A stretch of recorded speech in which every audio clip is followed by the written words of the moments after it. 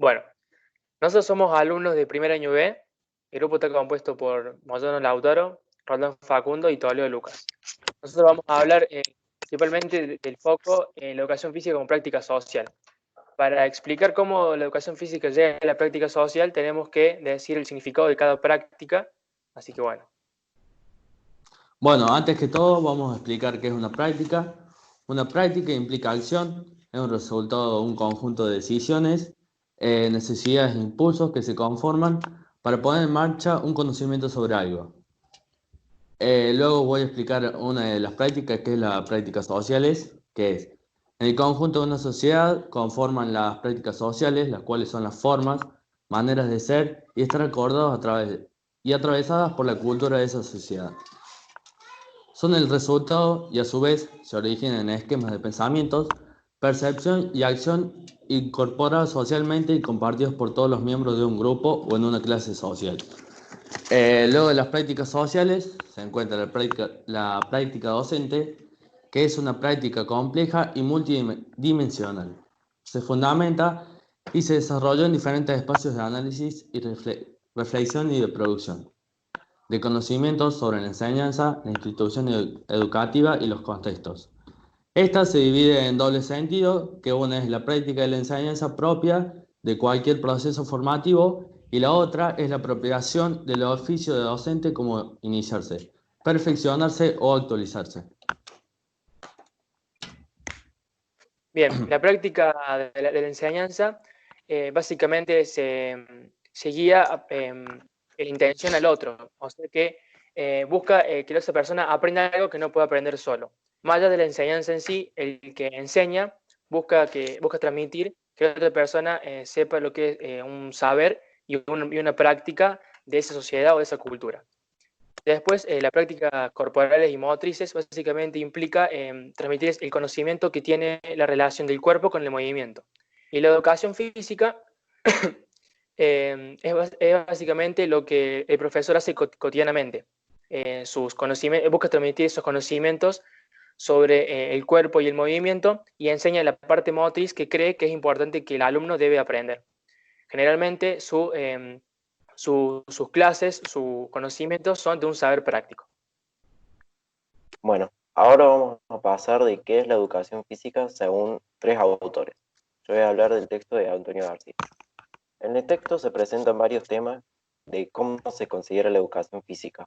Además cuenta con diferentes perspectivas como la histórica, y en ella se define a la educación física como una disciplina científica pedagógica. Luego pasa a una perspectiva epistemológica, en la cual se considera la educación física antes que otra cosa, educación antes que otra cosa, que toma como único medio al movimiento y se utiliza casi todas formas de sistematizar el movimiento. Después habla sobre la educación física según su matriz, ciencias sociales o ciencias naturales, la cual interfieren científicos que intentan comprender el comportamiento humano para poder explicar el fenómeno social. En ellos inciden varios factores: la complejidad del objeto, la posibilidad de observación, la posibilidad de reproducir el objeto y la relación del científico con el objeto. También la relación de la educación física con la disciplina científica del ámbito de la ciencia social. Aquí se toma el campo de la educación física tanto como para la producción de la educación como transmisión de conocimiento. Es un ámbito multidimensional porque contiene dimensión antropológica, biológica, psicológica, social, cultural y pedagógica, la cual se podría decir que estamos en presencia de que se identifican preponderantemente en la construcción de su propio campo, con el conjunto de ciencias sociales. Luego, a la educación física se le toma con diferentes concepciones. Concepción higienista, la educación física está ligada a la salud individual y comunitaria. Concepción militarista, la educación física está impulsada por el poder militar y según la educación militarista, las posibilidades de la educación popular son limitadas. Eso quiere decir que no es para cualquiera. Concepción pedagógica, la educación física está encargada como algo útil socialmente, que debe ser respetada por encima de la lucha política. Concepción competitivista, esta concepción está ligada al modelo jerárquico y elitista. La competencia es el medio para exaltar los valores fundamentales destacados por la sociedad moderna. Concepción popular o crítica. Se trata de una opción que no valoriza el éxito, antes bien valoriza al hombre en sus instancias cooperativas. Concepción psicomotrista está muy ligada a la concepción pedagogista, que surge del intento de superar el biologismo y la postura dualista o cartesiana. Como cerrando, Antonio García, por su parte, la educación física toma como un estudio al movimiento humano como medio educativo, investigando sus posibilidades en tal sentido, entendiéndolo como un acto inteligente, significativo y expresivo. Bien, yo voy a hablar sobre lo que dice Angela Eisenstein. Ella dice que la educación física es una asignatura escolar del currículum de la escuela moderna. Ella dice que la educación física se relaciona con la cultura física. ¿Y qué es la cultura física? La cultura física es un conjunto de prácticas de una sociedad que varía según la clase social, el sexo, etc. Aún esas prácticas es el ejercicio, la recreación física, el deporte, entre otras. Una vez que la educación física se constituye en la asignatura escolar, es la pedagogía que decide qué se enseña y qué no. A medida que avanzan las distintas etapas de nuestro país, el espacio curricular va cambiando. A partir de eso, los actores deben deben decir sobre su... ¿cómo decimos esto? Me retrabe. No importa, no importa. Sobre su... sobre su campo disciplinar para que sea legítimo, o sea, para que esto siga en la escuela. Luego la gimnasia se introduce en la educación física, donde los maestros enseñaban lo que querían, o más bien lo que sabían, ya que esto era nuevo. Una de las primeras gimnasias fue la gimnasia militar, donde se enseñaban las marchas, los juegos escolares, deporte y el ejercicio militar. A medida que avanza el tiempo y estos espacios curriculares cambiaban, se decidía qué quedaba y qué se sacaba de la escuela, en base a qué creían que era educativo y qué no. Una de las cosas que se sacó fue, por ejemplo, la esgrima, y lo que quedó fueron los juegos escolares, el deporte y los ejercicios militares, entre otros.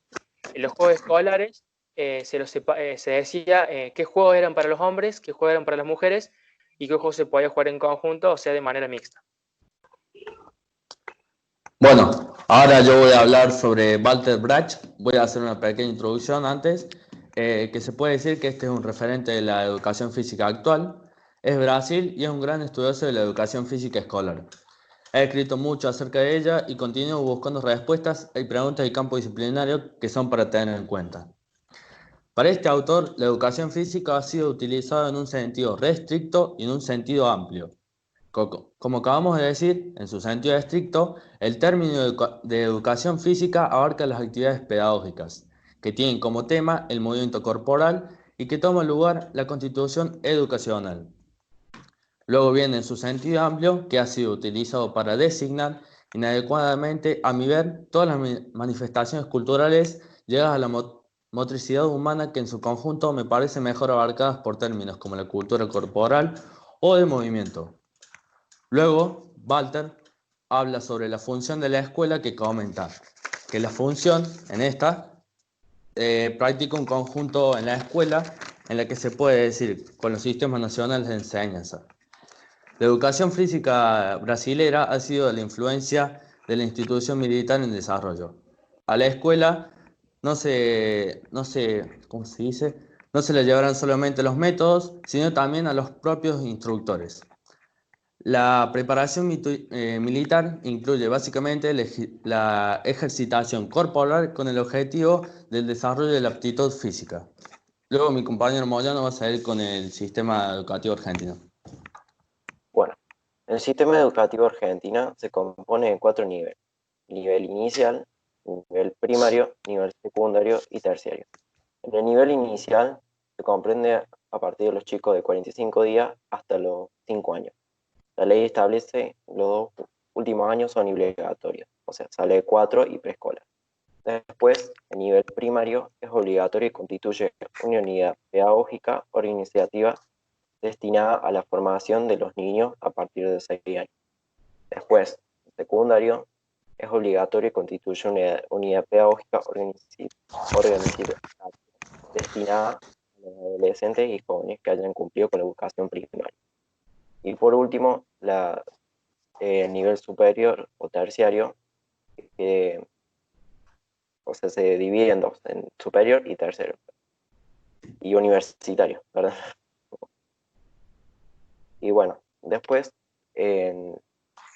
también en el sistema educativo, compone también por 8 modalidades. Serían la educación técnica o profesional, educación artística, educación especial, educación permanente de jóvenes y adultos, educación rural, intercultural y bilingüe, educación en contexto de privacidad y libertad y educación domiciliaria y hospitalaria.